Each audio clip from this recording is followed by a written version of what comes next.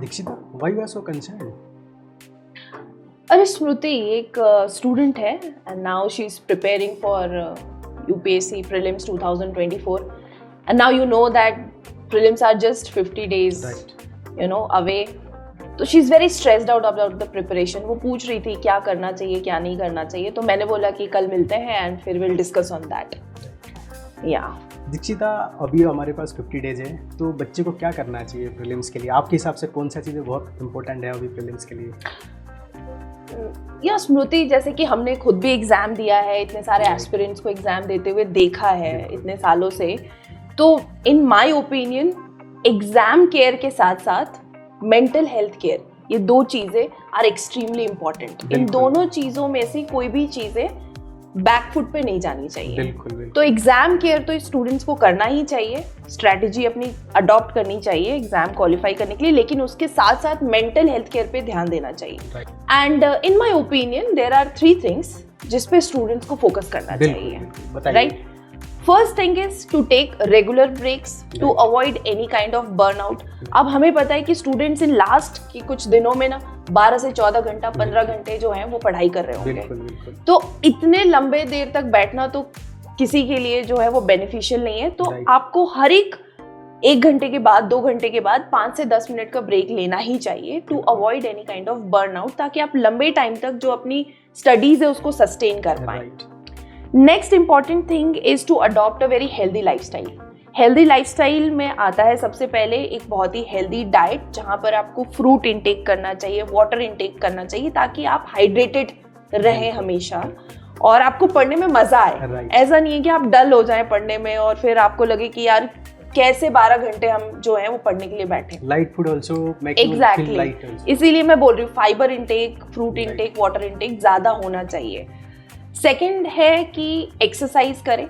अब weight lifting नहीं करनी है, थोड़ा लाइट एक्सरसाइज. हाँ, जैसे कि आप घर के बाहर 30 मिनट्स आधे घंटे के लिए वॉक ले लिया, अपने पेट डॉग जो है उसके साथ थोड़ा खेल लिया, या फिर कुछ योगा के 1-2 आसन कर लिए, जस्ट टू स्ट्रेच आउट. अब बॉडी अगर आप स्ट्रेच करेंगे तो होता क्या कि फ्लेक्सिबिलिटी आती है बॉडी में, और again it will help out you to study for long hours. And जो सबसे तीसरी इंपॉर्टेंट चीज़ है हेल्दी लाइफस्टाइल में, जो सबसे बच्चे अवॉइड करते हैं, वो है ठीक तरह से अपनी नींद पूरी ना करना. बच्चे कभी कभी तो सोना ही छोड़ देते हैं, या तो 2-3 घंटे 4 घंटे की नींद लेते हैं और फिर सुबह अगले दिन पढ़ाई शुरू कर देते हैं. एंड इन माय ओपिनियन बिल्कुल सही नहीं है. You should at least take 7 hours of deep sleep, ताकि आप अगले दिन के लिए फिर से रिचार्ज हो जाए, फिर से एकदम रेजुवेनेट हो जाए और सुबह एकदम अच्छे से पढ़ाई शुरू करें एंड ऑफ द डे तक. तो नींद बहुत इंपॉर्टेंट है. बिल्कुल. Second factor healthy lifestyle. है ना? You agree, right? And third is connect with others. अब होता क्या है कि हम आइसोलेट होके पढ़ते हैं. लास्ट 50 days में हम किसी से बात नहीं करना चाहते, कट ऑफ हो जाते हैं पूरी सोसाइटी से, एक रूम में बंद करके रख देते हैं. एग्जैक्टली, एक रूम में खुद को बंद कर लिया. लेकिन उसके दौरान भी जितना हो सके connect with others, talk to your friends, close friends जिस पे आप ट्रस्ट करते हो. Second, talk with your parents. Third हो जाता है कि connect with your fellow UPSC aspirants, ताकि आपको पता चले कि वो भी सेम टेंशन से गुजर रहे हैं. सिर्फ आप ही उस टेंशन से नहीं गुजर रहे, they are also facing the same situation. Like everyone on the same boat. Exactly. So these 3 things are very important to take care of your mental health. Okay? तो ये तो हो गए भाई मेंटल हेल्थ केयर के बारे में. Now you tell me, because आप बहुत सारे बच्चों को गाइड भी करते हैं, स्ट्रैटेजी भी बताते हैं, तो प्लीज आप एग्जाम केयर कि एग्जाम में क्या स्ट्रैटेजी करनी चाहिए जिससे प्रीलिम्स क्वालिफाई हो जाए और चांसेस बढ़ जाए क्वालिफाई होने के, वो हो सके. तो आप बताइए प्लीज. देखो दीक्षिता, मेरे हिसाब से तो जो लास्ट 50 days है, बच्चे को फोकस करना चाहिए जो चीज़ें वो ऑलरेडी पढ़े हुए हैं. फॉर एग्जांपल, जो स्टैटिक सब्जेक्ट उन्होंने ऑलरेडी पढ़े हुए हैं, जो नोट्स बनाए हुए हैं, तो उनको रिवीजन करना चाहिए मल्टीपल नंबर ऑफ टाइम्स. तो रिवीजन इज द की. बिल्कुल. ओके. सेकंड, जैसे आपका स्टैटिक सब्जेक्ट कंप्लीट हो गया या फिर आपका नोट्स कंप्लीट हो गया, आपको उसके बाद जो करंट अफेयर का प्रोवाइड करते हैं अलग अलग कोचिंग इंस्टीट्यूट का, तो उसको आपको रिवाइज करना चाहिए. क्योंकि आपको पता है जो करंट अफेयर है उसका 70 to 80% जो कंटेंट होता है वो स्टैटिक से आता है. सो तो आप बहुत आसानी से उसको खत्म कर पाएंगे और उसको भी पढ़ने में मजा भी आएगा. तो आप रिलेट कर पाएंगे चीज़ें को. ये 2 चीज़ हो गया.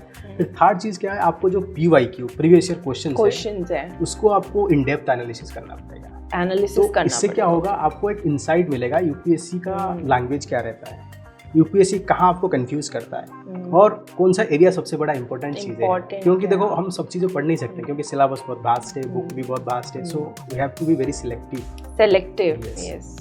तो जब लास्ट जो पॉइंट मेरा है हाईलाइट करने का बच्चे को, तो आप लोग जो फुल लेंथ टेस्ट है जो डिफरेंट कोचिंग इंस्टीट्यूट का मिल रहा है, तो आप उसको दे सकते हैं। उससे देने का क्या मतलब रोल क्या है, मैं इसको एक अच्छा कोट आपको बताऊंगा, what get measure get acted upon. इसका मतलब जो चीज़ों को हम मेजर करते हैं उस पर काम करते हैं। मान लीजिए किसी बच्चे को लग रहा है कि मेरा पॉलिटी बहुत स्ट्रॉन्ग है, बट जो फुल लेंथ टेस्ट दिए तो उनका बहुत सारे गलत हो जाता है, राइट। हाँ। तो उनको पता चल गया कि उनका पॉलिटी थोड़ा मतलब वीक है, तो उसको मल्टीपल टाइम रिवाइज करके फिर उसको कम बैक करके अच्छा स्कोर कर सकते हैं। ठीक है, राइट। तो इसकी बेसिस पे तो जो प्रॉब्लम उनको एग्जाम में होने वाला था उससे पहले उनको हो जाएगा, तो वो एग्जाम हॉल में जाके सेम गलती वापस रिपीट नहीं करेंगे। तो आपको ये जो 4 पॉइंट स्ट्रेटजी सर ने बताया है वो फॉलो करें। जो मैंने आपको 3 पॉइंट स्ट्रेटजीज बताई हैं मेंटल हेल्थ केयर के लिए, वो आप फॉलो करें एंड वी गारंटी यू कि आप प्रीलिम्स 2024 को जरूर से जरूर क्वालिफाई कर लीजिएगा। So all the best for the exam. Thank you so much. Thank you.